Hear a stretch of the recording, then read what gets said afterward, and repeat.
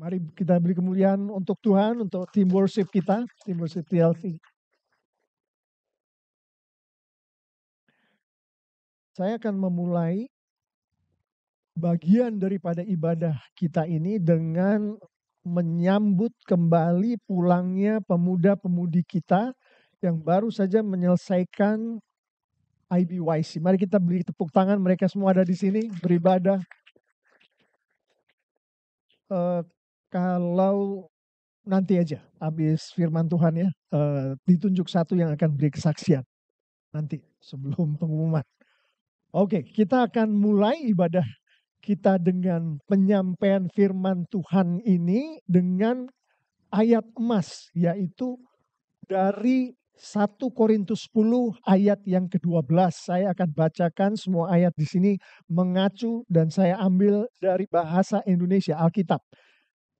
Bahasa Indonesia sehari-hari versinya. Demikianlah firman Tuhan. Orang yang menyangka dirinya berdiri teguh, hendaklah berhati-hati. Jangan sampai ia jatuh. Demikianlah firman Tuhan. Tadi pagi ada care group meeting. Ada 2 care group yang saya berada di dalam meeting itu. Dan di dalam meeting itu yang dibahas adalah judul kita ini, belajar dari pengalaman buruk. Nah, saya sekarang akan menyampaikan sesuatu, saya ingin mendengar bagaimana kita merespons akan sesuatu yang akan saya sampaikan ini. Kemarin, ini ya, cuman untuk ilustrasi aja. Kemarin terjadi sesuatu yang luar biasa di dalam kehidupan keluarga saya. Pengalamannya sungguh indah yang Tuhan berikan kepada saya. Anak-anak saya diberkati, istri saya diberkati, kalau ini istrinya, suami saya diberkati, dan keluarga yang adalah milik Tuhan itu katakan, haleluya. Puji Tuhan, terima kasih Tuhan untuk pengalaman baik yang Tuhan berkatkan kepada kami. Kita lihat nih, keluarga lain nih sekarang sebagai ilustrasi. Aduh, kemarin sungguh-sungguh gawat pengalaman yang kami alami sebagai keluarga. Anak saya akhirnya masuk rumah sakit, istri saya pulang ke rumah stres setelah membawa anak dari rumah sakit. Sungguh buruk Tuhan pengalaman yang saya alami kemarin itu sebagai keluarga. Dan keluarga anak-anak Tuhan ini, milik Tuhan ini si keluarga itu. Katakan, harusnya apa yang dikatakan? Haleluya, puji Tuhan, bukan? Kalau pengalaman baik, haleluya, puji Tuhan. Kalau pengalaman buruk, harusnya haleluya, puji Tuhan. Amin, TLCC. Nah, itu kita harus masukkan poin pertama, itu penting sekali. Nah, terus kita sharing nih di care group. Pengalaman buruk apa yang dialami oleh anggota-anggota care group kan? Kita sharing, memberikan kesaksian. Nah, yang saya tangkap dari kesaksian itu adalah pengalaman buruk adalah guru yang baik untuk supaya kita jangan sampai jatuh ke dalam hal yang datang dari akibat pengalaman buruk itu. Jadi bagaimana keluarga kita lebih baik, bagaimana kita sebagai individu lebih baik, seperti itu yang saya dapatkan. Kita katakan untuk itu puji Tuhan, iya kan? Nah, sekarang saya ajak kita untuk kembali ke nas kita. Saya tidak bacakan seluruh nas kita, yaitu dari 1 Korintus 10 ayat 1 sampai 15. Tapi nanti kita baca di rumah. Saya tadi sampaikan ayat emas yang adalah inti dari pembahasan kita pada pagi hari ini. Yang kita tidak sampaikan dengan jelas dari sharing-sharing itu adalah pengalaman buruk itu diberikan oleh Tuhan kepada kita untuk kita belajar semakin memuliakan Tuhan. Itu yang kita miss kadang-kadang. Kita pikir ada pengalaman buruk, kita lewati, terus kemudian setelah itu kita tahu nih, ini akan memberikan hasil yang jelek, yang buruk untuk kita. Jadi jangan ulangi lagi, kita tahu kan, jangan diulangi lagi. Kita tahu nih, dengan lolos pengalaman buruk ini, keluarga kita bisa kita kasih nasihat, diberkatilah keluarga. Kita sendiri juga mengambil hikmat dari diberkati kita. firman Tuhan juga berbicara mengenai itu. Tapi dari konteks nas dan konteks Alkitab, yang dituju terutama adalah pengalaman buruk ini yang Tuhan izinkan terjadi di dalam kehidupan kita adalah untuk kita belajar semakin memuliakan Tuhan, semakin meninggikan Tuhan, semakin menyembah Tuhan karena pengalaman buruk itu. Itu yang harus kita tangkap. Nah, Rasul Paulus berbicara di depan anak-anak Tuhan. Bukan anak-anak Tuhan. Ini anak-anak Tuhan. Ada di gereja Korintus, gereja yang hebat. Dan di dalam Rasul Paulus menyampaikan pesan Tuhan. Melalui dia, Rasul Paulus memberikan ilustrasi dari kisah nyata yang terjadi di dalam kehidupan anak-anak Tuhan di masa Musa. Jadi itulah yang dipakai. Berbicara di depan anak-anak Tuhan, mengenai anak-anak Tuhan di masa Musa. Nah, di masa itu Rasul Paulus katakan, anak-anak Tuhan yang dipimpin oleh Musa di dalam perjalanan untuk menuju ke tanah perjanjian, mereka menyadari bahwa mereka dalam perlindungan Tuhan. Bagaimana bisa dikatakan begitu? Di ayat 1, Rasul Paulus mengatakan bahwa mereka itu, si orang-orang Israel, bangsa pilihan Tuhan ini, dalam perlindungan Tuhan. Jadi di dalam perjalanan melalui gurun yang berbahaya itu, di siang hari dilindungi oleh tiang awan, sehingga mereka tidak mati kepanasan. Di malam hari dilindungi oleh tiang api, sehingga mereka tidak mati kedinginan, sehingga mereka terhindar dari bahaya-bahaya, termasuk bahaya-bahaya binatang-binatang liar. Jadi orang-orang Israel itu, dia menyadari bahwa mereka berada di dalam perlindungan Tuhan. Di ayat 2, Rasul Paulus menunjukkan bahwa orang-orang Israel ini memiliki persekutuan dengan Tuhan. Dikatakan di ayat 2 bahwa yang dinamakan dilindungi oleh awan. Dan kita tahu dari kitab Keluaran bahwa mereka kemudian diselamatkan Tuhan melalui menyeberangi laut. Jadi yang namanya dilindungi oleh awan, dilindungi melalui laut adalah bentuk baptisan. Itu menurut Paulus dikatakan di ayat 2. Jadi bukan hanya dilindungi oleh Tuhan, mereka memiliki persekutuan dengan Tuhan. Dan di ayat 3 dikatakan mereka ini, orang-orang Israel pada waktu itu, memiliki persekutuan dengan Kristus. Nah, ini kan agak baru ya. Perjanjian Lama berbicara tentang Kristus. Tapi Rasul Paulus dengan jelas mengatakan di ayat 4, ini saya bacakan karena penting yang di ayat 4 ini.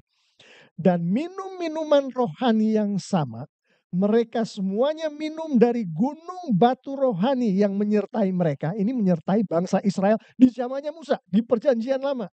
Gunung batu itu ialah Kristus sendiri, Paulus yang mengatakan. Jadi Kristus sudah ada di dalam perjanjian lama. Bukan ahli Alkitab yang mengatakan, tapi Rasul Paulus yang mengatakan. Artinya apa? Orang-orang Israel itu bukan hanya dilindungi oleh Tuhan, bukan hanya memiliki persekutuan dengan Tuhan, tapi juga memiliki persekutuan dengan Tuhan kita Yesus Kristus. Itu keberadaan orang-orang Israel pada masa itu. Tapi kita tahu dari apa yang kita baca di ayat emas, dan kita kalau kita baca nas kita secara keseluruhan, bahwa Tuhan membuat mayat-mayat mereka bergelimpangan di padang gurun. Itu ayat yang kelima. Mereka jatuh.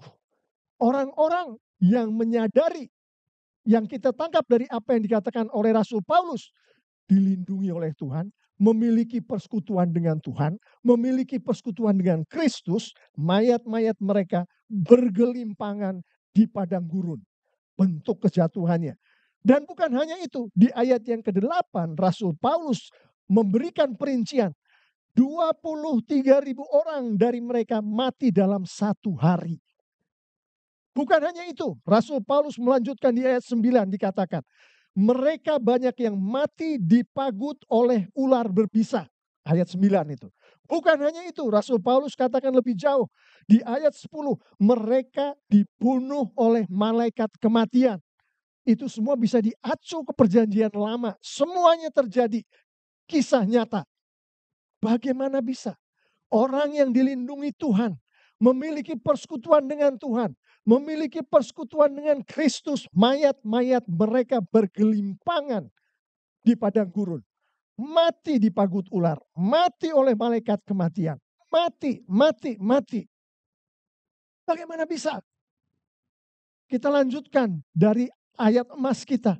Di dalam ayat emas kita itu juga dikatakan oleh Tuhan melalui Rasul Paulus untuk umat Tuhan ini berhati-hati.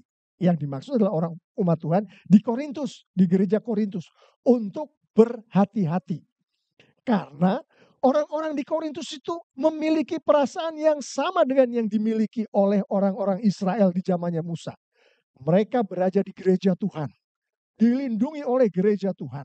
Mereka memiliki persekutuan dengan Tuhan. Setiap minggu atau mungkin lebih dari setiap minggu mereka datang gereja, mereka beribadah, mereka melayani. Mereka di gereja di Korintus ini memiliki persekutuan dengan Kristus. Mereka ikut ambil bagian di dalam perjamuan kudus, di dalam perjamuan Tuhan. Jadi mereka merasa menyadari bahwa mereka berada di dalam naungan Tuhan. Gereja Tuhan, melayani, perjamuan kudus, dibaptis, segala macam. Rasul Paulus katakan, lihat mayat-mayat bergelimpangan di masa bangsa Israel di zaman Musa. Kamu jemaat Tuhan di gereja Tuhan di Korintus, jangan kamu merasa bahwa kamu sudah berdiri teguh. Karena itulah yang dirasakan oleh bangsa Israel itu. Dia merasa Tuhan melindungi mereka. Mereka memiliki persekutuan dengan Tuhan dan Kristus. Mereka merasa seperti itu. Tapi mayat-mayat mereka bergelimpangan.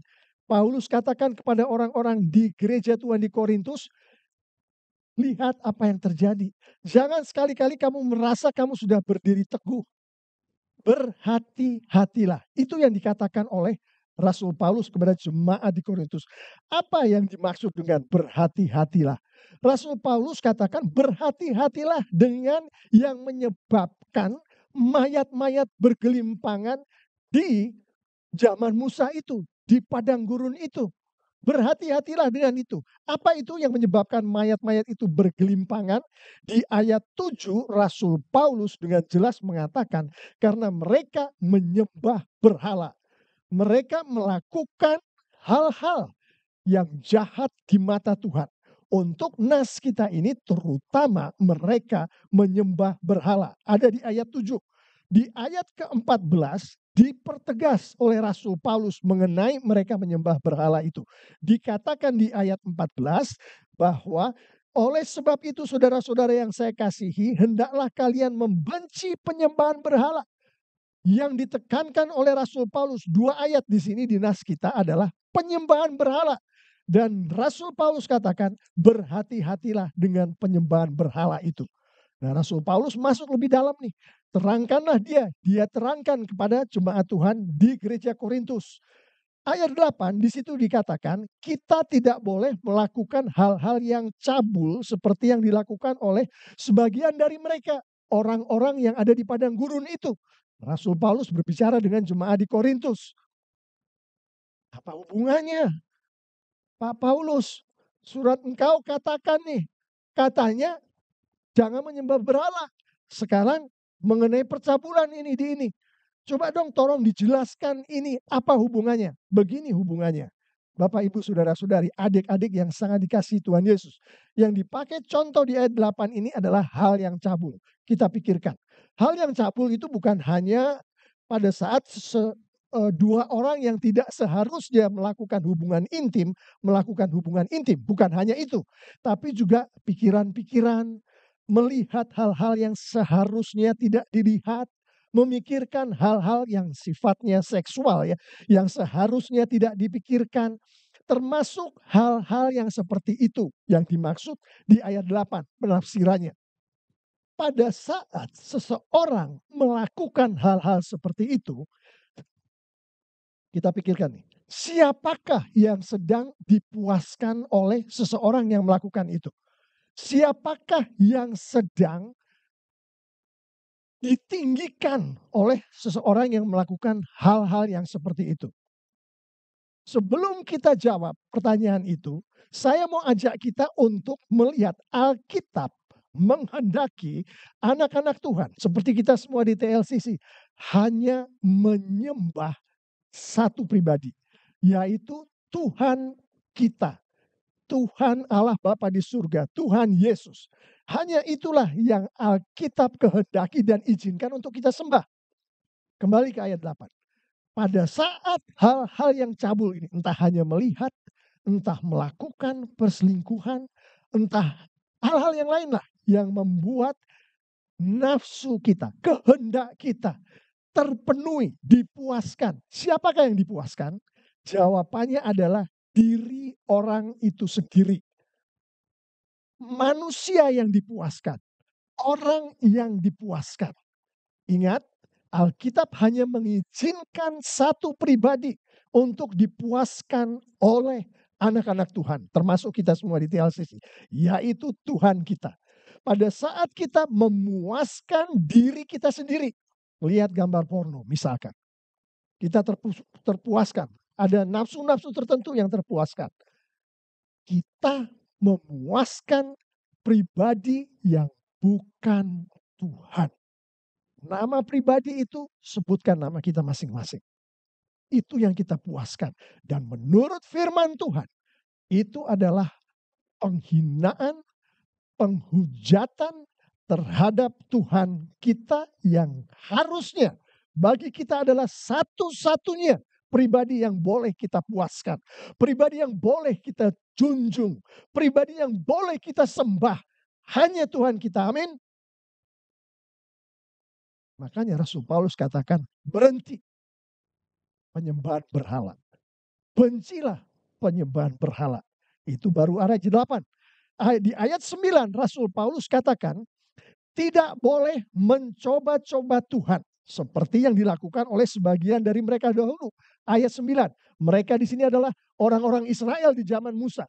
Kepada jemaat di Korintus, jangan mencoba-cobai Tuhan. Kita tahu dari khotbah-khotbah yang lalu, 1 Korintus 1, 2, 3. Yang hari ini kita 1 Korintus 10. Banyak sekali hal-hal yang dilakukan oleh jemaat Tuhan di Korintus yang mirip-mirip dengan yang dilakukan oleh bangsa Israel, yaitu jemaatnya Tuhan, orang-orang pilihan Tuhan. Yang dimana perlakuan itu adalah anak-anak Tuhan mencoba-coba Tuhan. Contoh dari mencoba-coba Tuhan. Pada saat seseorang, dia tahu bahwa Tuhan katakan tidak boleh berbohong. Ya kan? Jangan bersaksi dusta. Tapi orang ini, mungkin kalau saya berbohong tingkatan ini, maksudnya tingkatan yang tidak merusak orang, tidak ini, pasti Tuhan gak akan marah. Padahal kita tahu firman Tuhan bilang, jangan. Kita coba deh. Kita coba ini berbohong yang sedemikian nih. Akibatnya seperti apa? Jangan. Tuhan katakan itu adalah penyembahan berhala. Loh, kok kembali lagi penyembahan berhala? Itulah pada saat kita mencobai Tuhan. Siapakah yang sedang kita mau untungkan? Siapakah yang sedang mau kita puaskan? Pada saat kita berbohong nih di tingkat yang ringan. Melanggar firman Tuhan udah jelas. Siapakah yang sedang mau kita untungkan? Yang mau sedang kita puaskan dengan kebohongan kecil kita? Diri kita bukan? Atau keluarga kita diuntungkan bukan? Atau keluarga atau orang-orang yang kita cintai, mungkin bukan keluarga kita langsung. Untuk mereka diuntungkan bukan? Untuk mereka dipuaskan? Kembali firman Tuhan mengatakan hanya satu pribadi yang oleh anak-anak Tuhan harus dipuaskan, yaitu Tuhan. Bukan kita, bukan keluarga kita, bukan teman-teman kita, tapi Tuhan. Makanya Rasul Paulus tadi katakan, bencilah penyembahan berhala. Belum, gak cukup sampai situ. Rasul Paulus tambahkan lagi untuk jemaat Tuhan di Korintus, di ayat 10 dikatakan, tidak boleh juga menggerutu seperti yang dilakukan oleh orang-orang Israel di zaman Musa. Jelas sekali kalau kita lihat konteksnya, menggerutu ini adalah di dalam konteks penyembahan berhala.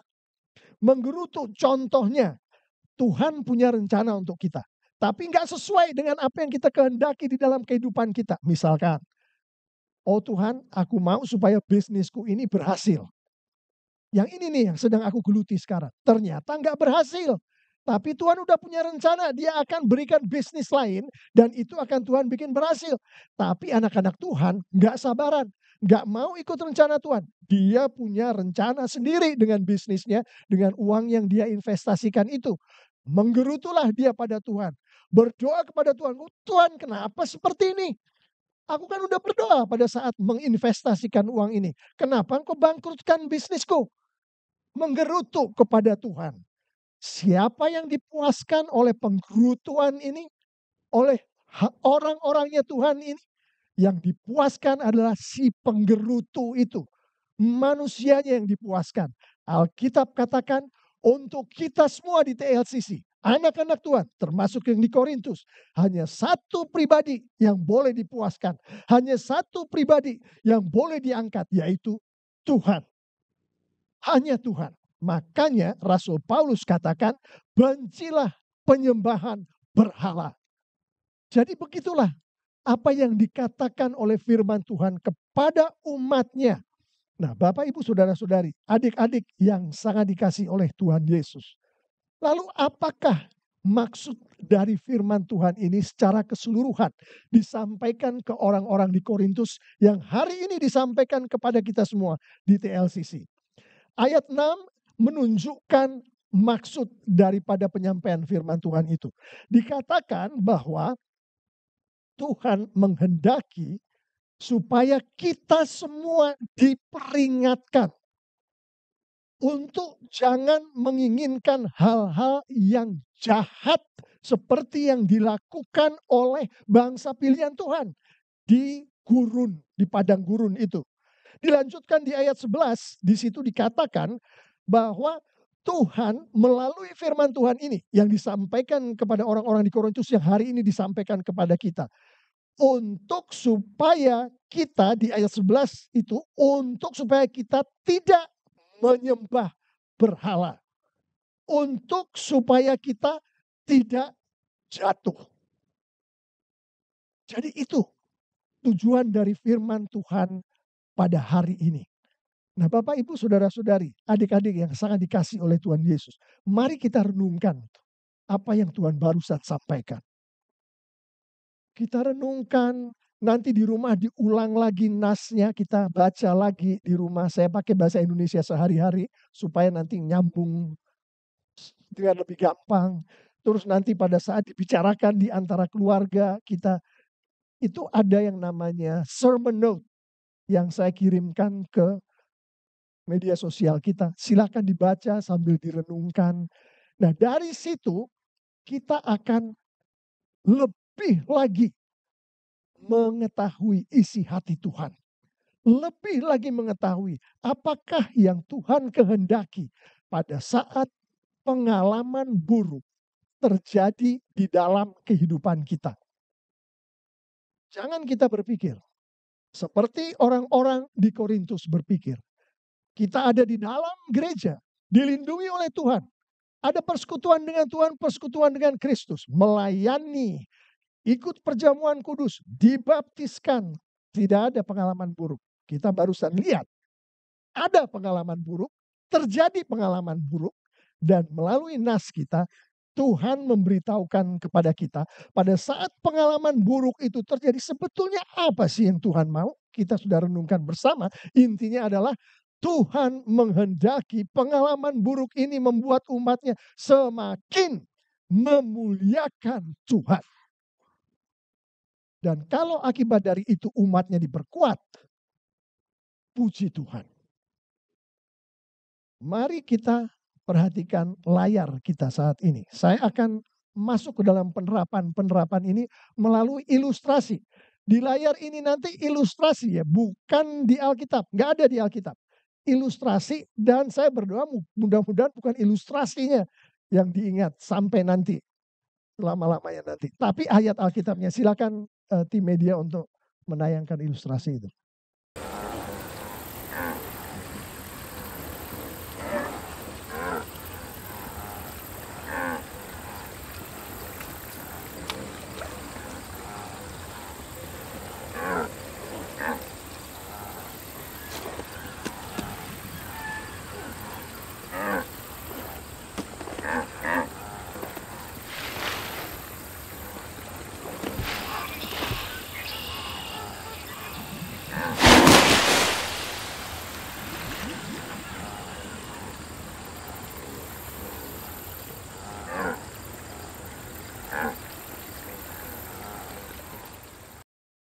Kita lihat gambar dari itu yang saya cuplikan gambarnya. Ada gambar slide gitu.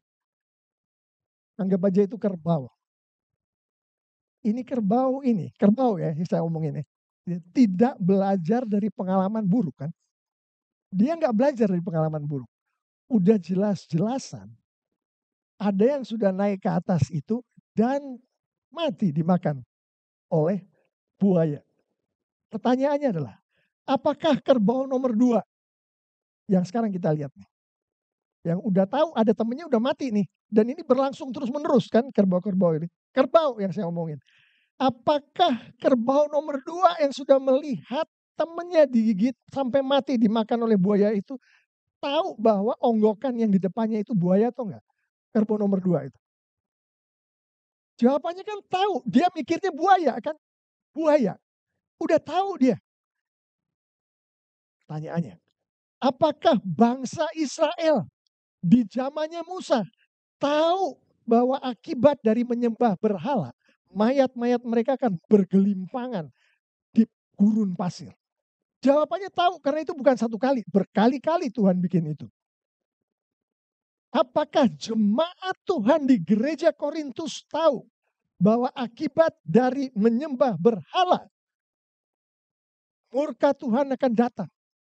Jawabannya tahu, karena udah berkali-kali. Nah, sekarang pertanyaan berikutnya nggak usah dijawab.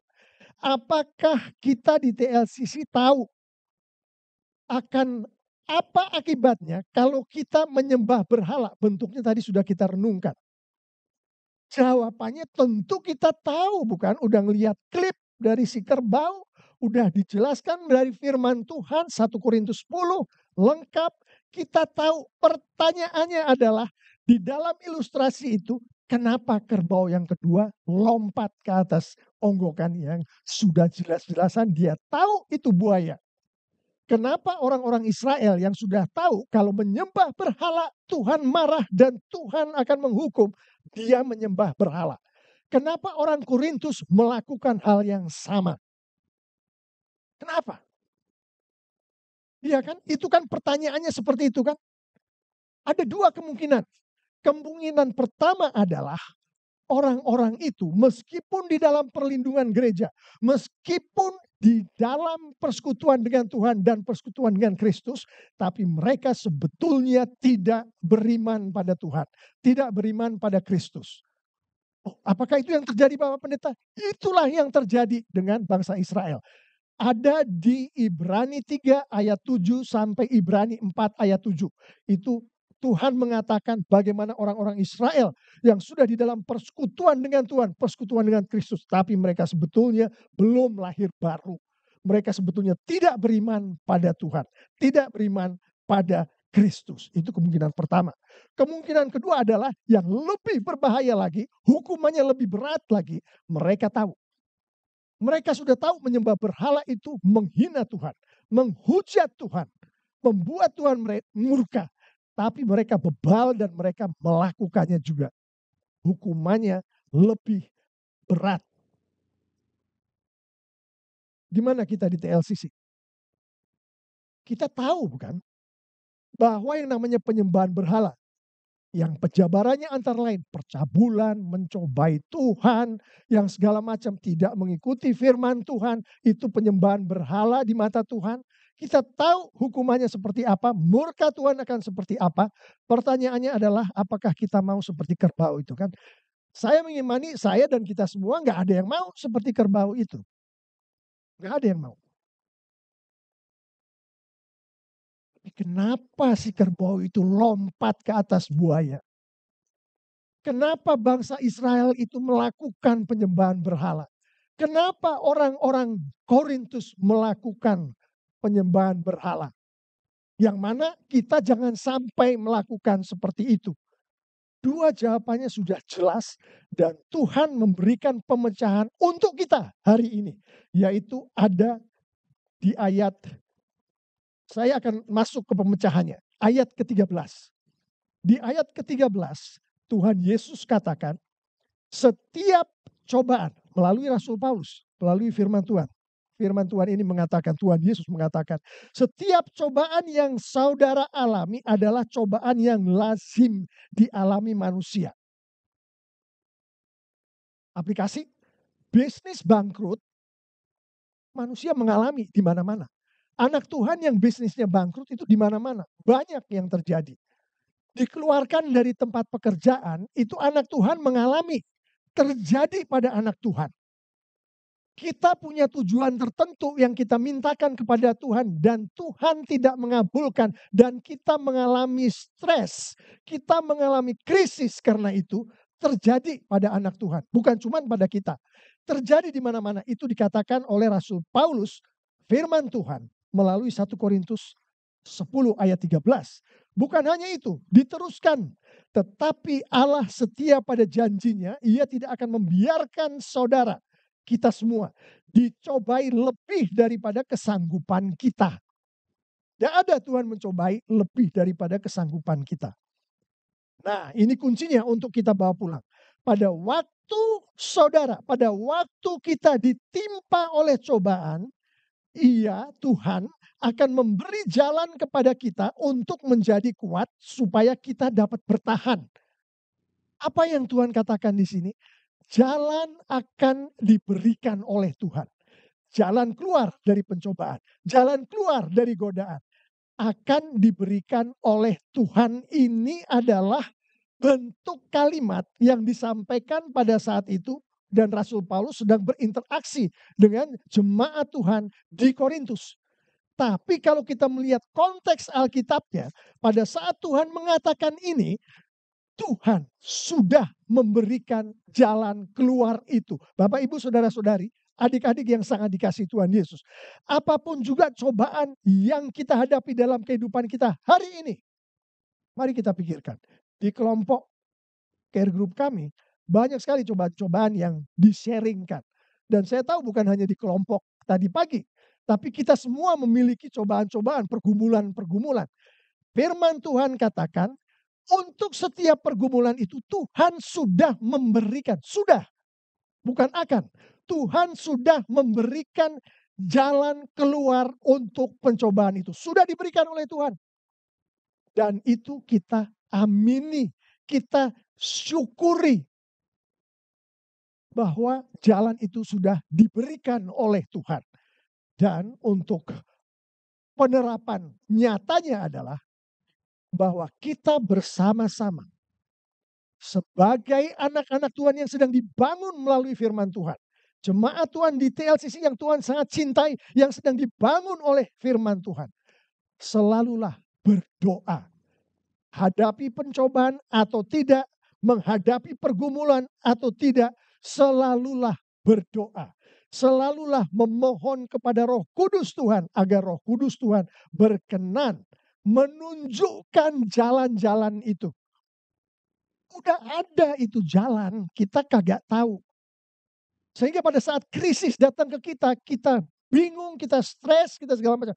Padahal Alkitab katakan jalan itu sudah aku bikin untuk kamu. Bahkan sebelum kamu lahir. Sudah ada di situ. Nah, penerapannya adalah mari kita berdoa setiap hari pada Roh Kudus. Supaya Roh Kudus menunjukkan kepada kita jalan itu apa bentuknya, bagaimana, seperti apa. Dan jalan itu Bapak Ibu Saudara-saudari ada di dalam firman Tuhan. Dan kita harus gali. Dan untuk setiap pergumulan, Tuhan akan menunjukkan bagian dari firman Tuhan itu bagaimana jalan keluarnya.